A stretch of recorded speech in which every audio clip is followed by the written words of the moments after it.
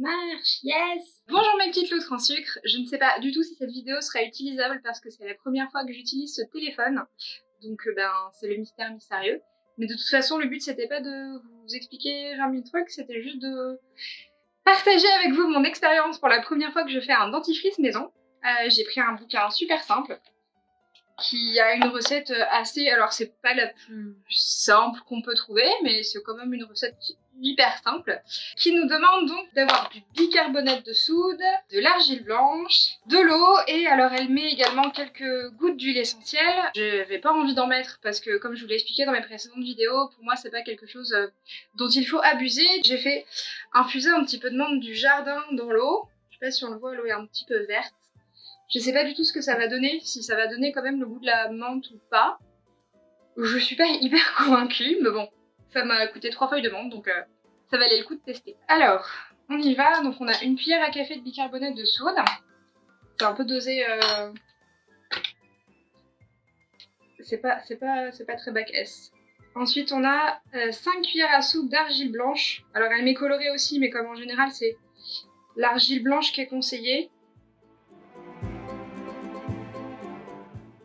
C'est au jugé, mais cuillère à soupe,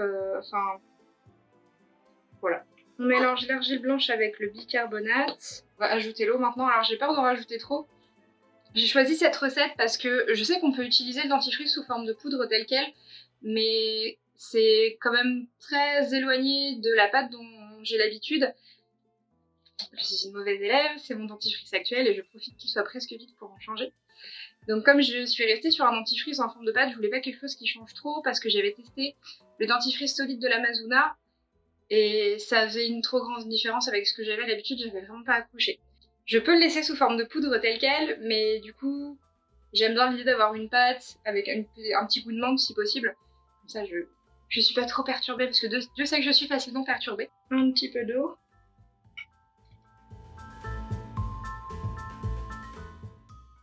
Ça m'a l'air plutôt pas mal. La cuillère pour mélanger, je pense que j'aurais pu trouver mieux, hein. Clairement. Ça ressemble à rien.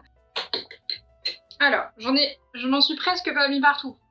Alors voilà à quoi ça ressemble. J'ai mis l'équivalent de 4 cuillères à soupe d'eau mentholée. Ça a plutôt une bonne consistance, franchement. J'ai pas fait de grumeaux alors que c'était pas gagné. Du coup, je vais goûter. Il y a un petit peu le goût de l'argile, on sent très peu la menthe. Je pense que si j'avais mis des huiles essentielles, clairement l'argile se serait presque pas senti. C'est un peu étrange, enfin c'est inhabituel, mais c'est pas mauvais non plus. Je m'imagine très bien utiliser ça le matin, même si je pense qu'au début je vais être un peu frustrée de pas avoir la sensation de fraîcheur qu'on trouve dans les parfums menthe des dentifrices traditionnels. Mais je pense que je m'en accommoderai très bien. Je vais mettre ça dans un petit pot mignon maintenant. Bon à la vôtre!